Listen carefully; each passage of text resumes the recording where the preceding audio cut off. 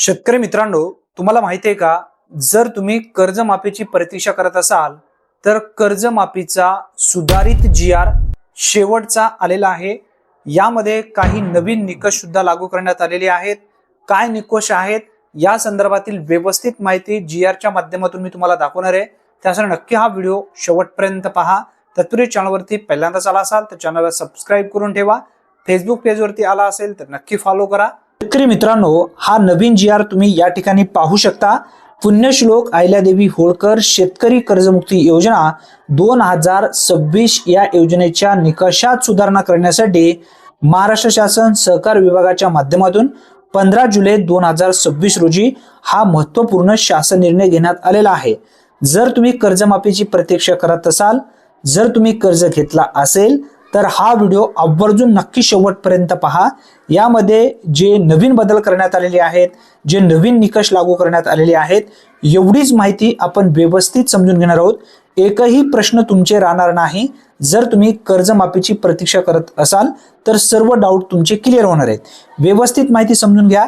यामध्ये सांगण्यात आलेली जी माहिती आहे, 14 जुलै 2026 रोजी 14/7/2026 रोजी झालेल्या मंत्रिमंडळ बैठकीत पुण्यश्लोक अहिल्यादेवी होळकर शेतकरी कर्जमुक्ती योजना 2026 या योजनेच्या दिनांक 2 जून 2026 च्या शासन निर्णयातील निकषामध्ये अंशतः बदल करण्याचा निर्णय घेण्यात आलेला आहे।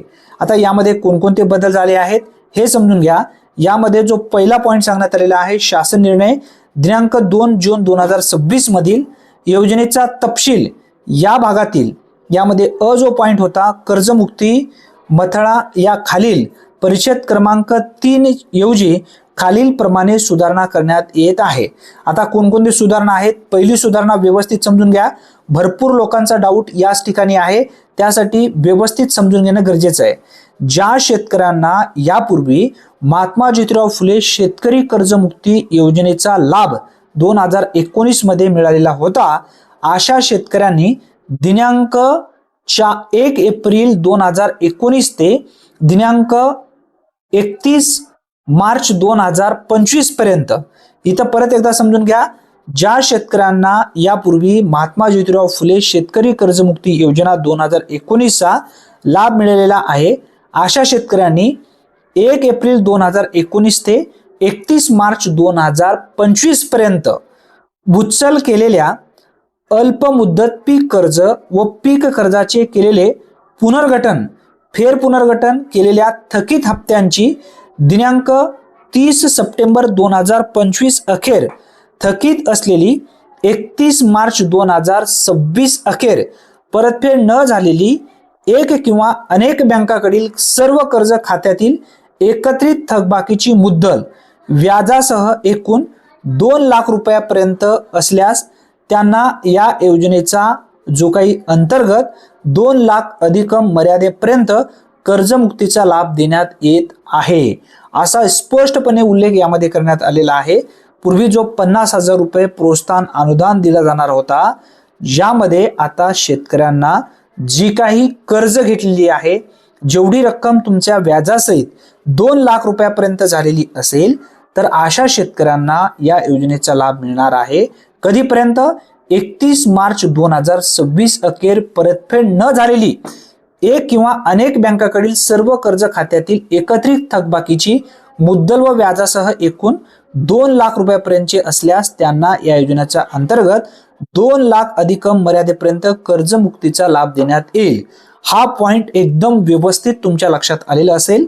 भरपूर लाभार्थी या संदर्भात कमेंट करत होते, जो 50,000 रुपये प्रोत्साहन आहे ते कोणत्या लाभार्थ्यांना मिळेल, तर तुमचे डाऊट या ठिकाणी क्लिअर झाले असतील।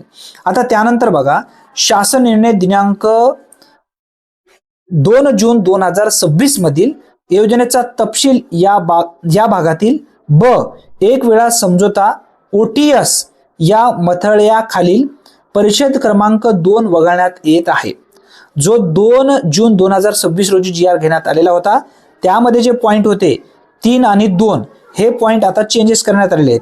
आता इथे समजून घ्या, यामध्ये काय सांगण्यात आलेली माहिती आहे। शासन निर्णय दिनांक बघा, शासन निर्णय दिनांक 2 जून 2026 मधील योजनेचा तपशील या भागात क प्रोत्साहन पर लाभ या मथळ्याखालील परिच्छेद क्रमांक 1 मधील सन 2026-27 हे वर्ष वगळण्यात येत आहे.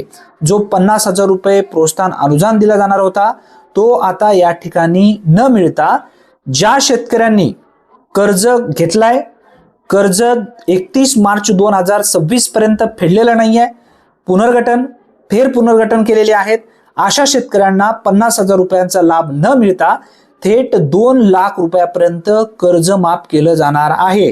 हा एक अतिशय दिलासा देणारा अपडेट आहे. भरपूर लाभार्थी या संदर्भात कमेंट करत होते. त्यांचा हा जो प्रश्न आहे तो प्रश्नच त्यांना कळत नव्हता, परंतु अखेर त्यांना आता हा प्रश्न या ठिकाणी व्यवस्थित समजून आलेलं असेल. हे मात्र नक्की तुमच्या लक्षात असू द्या, कारण भरपूर असे लाभार्थी या संदर्भात प्रश्न विचारत होते, कमेंट करत होते. 50,000 रुपये प्रोत्साहन अनुदान काही व्हिडिओच्या माध्यमातून काही चॅनलवरती येत आहेत, मिळणार आहे. काही चॅनलवाले सांगत आहेत की 50,000 प्रोत्साहन अनुदान हे मिळणार नाही आहे. 2 लाख रुपये हे तुम्हाला कसं मिळणार आहेत? फेर पुनर्गठन, त्याचबरोबर पुनर्गठन 30 सप्टेंबर 2025 अखेर थकीत असलेले बघा 31 मार्च 2026 पर्यंत जो काही अखेर आहे हा मर्यादा या ठिकाणी ठेवण्यात आलेला आहे. हे तुमच्या लक्षात आलेलं असेल. आता यामध्येच पूर्ण डिटेल्स माहिती तुम्हाला या शासन निर्णयाच्या माध्यमातून कळालेली असेल. हा एक दिलासा देणारा अपडेट असल्यामुळे जास्तीत जास्त शेतकऱ्यापर्यंत हा व्हिडिओ नक्की शेअर करा. फेसबुक चॅनलवरती किंवा युट्यूबवरती जर तुम्ही हा व्हिडिओ पाहत असेल तर नक्की आपल्या पेजला आणि चॅनलला सबस्क्राईब केल्याशिवाय जाऊ नका, कारण अशाच पद्धतीचे अचूक अपडेट सर्वप्रथम तुम्हाला मिळत जातील. धन्यवाद. पुन्हा भेटूया. तोपर्यंत जय हिंद, जय महाराष्ट्र.